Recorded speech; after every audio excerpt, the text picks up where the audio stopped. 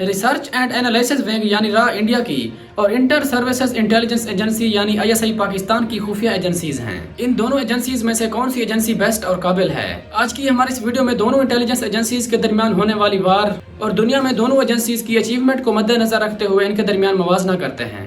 تو چلو یار آپ کو اور اپنا وقت ضائع کیے بغیر ہی ویڈیو شروع کرتے ہیں۔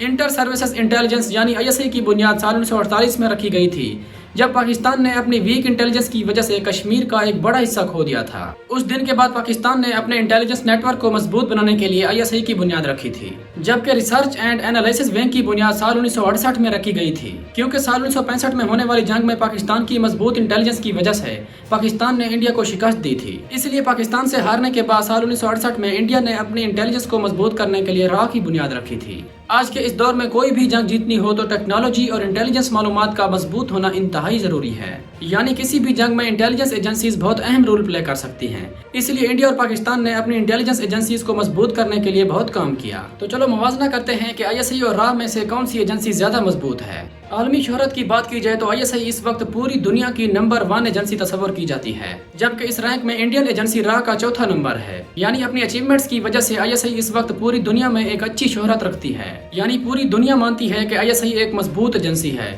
اور را سے تو کافی زیادہ مضبوط ہے۔ اور یہ بات میں نہیں بلکہ پوری دنیا کے سوشل میڈیا سے بھی پتہ کی جا سکتی ہے کہ ورلڈ رینک میں ISI را سے کہیں زیادہ مضبوط ہے۔ اگر ان کی تعداد کی بات کی جائے تو عموماً یہ ہوتا ہے کہ کسی بھی انٹیلیجنس ایجنسی کے ایجنٹ کی تعداد معلوم نہیں ہوتی، یہ لوگ خفیہ طور پر کام کرتے ہیں، اس لیے کسی بھی ملک کے انٹیلیجنس ایجنسیز کے ایجنٹ کی تعداد معلوم کرنا بہت مشکل ہوتا ہے۔ اسی طرح اگر اچیومنٹس کی بات کی جائے تو جب بھی خفیہ ایجنسیز کام کرتی ہیں تو کسی کو بتا کر نہیں کرتی، یہاں تک کہ اگر وہ کوئی ٹاسک پورا بھی کر لیں تو پھر بھی نہیں بتاتی کہ وہ ان کا کام ہے۔ یعنی انٹیلیجنس ایجنسیز بہت خفیہ طریقے سے اپنا کام سر انجام دیتی ہیں۔ تقریباً ہر روز خفیہ ایجنسیز ایک دوسرے کے خلاف منصوبے بناتی ہیں اور سامنے والے کے منصوبے فلاپ بھی کرتی ہیں، لیکن یہ سارا کا سارا پروسیس خفیہ طور پر چل رہا ہوتا ہے۔ اب چونکہ را اور ISI کے درمیان موازنہ کر رہے ہیں، اس لیے ان کی اچیومنٹس کو ڈسکس کرنا انتہائی ضروری ہے۔ دنیا میں ISI اور را کا کیا رول ہے، اس بات کو چھوڑ کر را اور ISI کی ذاتی لڑائی کا کمپیریزن کرتے ہیں، یعنی صرف وہی اچیومنٹس ڈسکس کرتے ہیں جو کہ ISI اور را نے ایک دوسرے کے خلاف کی ہیں،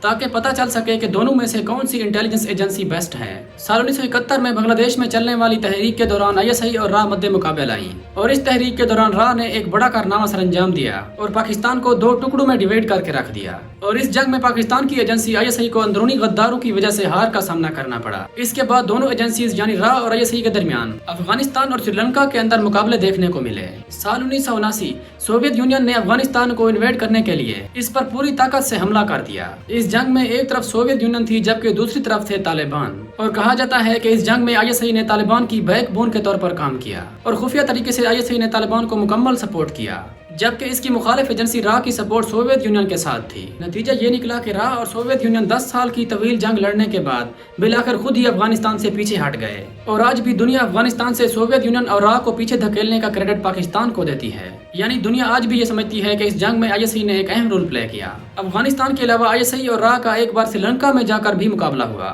سال 1983 میں سری لنکا کی تامل انشور ایجنسی نے اپنی ہی حکومت کے خلاف جنگ شروع کر دی۔ انڈین ایجنسی را نے اس تامل انشور ایجنسی کو ٹریننگ دی اور مکمل سپورٹ کیا، اور را نے تامل انشور ایجنسی کو اپنی ہی حکومت کے خلاف لڑنے کے لیے مکمل سپورٹ کیا۔ انڈین ایجنسی را کے شامل ہونے کے بعد ISI نے بھی خود کو اس جنگ میں شامل کر لیا۔ اگلے 25 سال تک ISI را سری لنکن گورنمنٹ اور تامل انشور ایجنسی کے درمیان ایک بڑی جنگ دیکھنے کو ملی۔ نتیجہ یہ نکلا کہ ISI نے را کی حمایت یافتہ تامل انشور ایجنسی کو مکمل کریش کر کے رکھ دیا۔ اس کے بعد پھر را کی جانب سے انتہائی خطرناک اور ایک ہائی پروفائل جاسوس کو لانچ کیا گیا، اور وہ خطرناک اور ہائی پروفائل جاسوس تھا کلبھوشن جادو۔ کلبھوشن جادو جو مقاصد لے کر پاکستان آیا تھا، اگر وہ اپنے مقاصد میں کامیاب ہو جاتا تو پاکستان کا نقشہ ہی بدل جاتا، مگر پاکستان کی ISI نے انتہائی ذہانت کا مظاہرہ کرتے ہوئے انڈین جاسوس کلبھوشن جادو کو پکڑ لیا، اور کلبھوشن جادو آج بھی پاکستان کی قید میں پڑا ہوا ہے۔ اس کے علاوہ کارگل میں بھی ISI اور را مد مقابل آئی تھی۔ کارگل میں ISI کے مائنڈ سیٹ اور اعلیٰ حکمت عملی کو یاد کر کے آج بھی انڈیا والے پریشان ہو جاتے ہیں۔ واقعی اس وقت پاکستان کی ایجنسیوں کا کمال کا مائنڈ سیٹ تھا، اور اگر انہیں اس وقت سیاسی سپورٹ ملتی تو شاید وہ انڈیا کا نقشہ ہی بدل دیتے۔ خیر، جاسوس پکڑنے کی بات کی جائے تو کلبھوشن جادو کے علاوہ پاکستان کی ISI نے اور بھی بہت سے انڈیا کے چھوٹے موٹے جاسوس پکڑے ہیں، لیکن تاریخ گواہ ہے کہ آج تک بھی نہ صرف انڈیا بلکہ پوری دنیا میں بھی دیکھ لیں تو آج تک ISI کا ایک بھی ایجنٹ نہیں پکڑا گیا۔ تو اس حساب سے اگر دیکھا جائے تو ISI کے سٹیٹس کافی اچھے ہیں را سے، اور یہ را سے کافی زیادہ مضبوط اور پاورفل ہے۔ خیر، آپ کو کیا لگتا ہے کہ دونوں میں سے کون سی ایجنسی زیادہ مضبوط ہے؟ آپ اپنی رائے کامنٹ سیکشن میں ضرور دینا۔ تو ناظرین یہ تھی ہماری آج کی ویڈیو، امید ہے آپ لوگ ویڈیو کو لائک اور آگے شیئر بھی کریں گے۔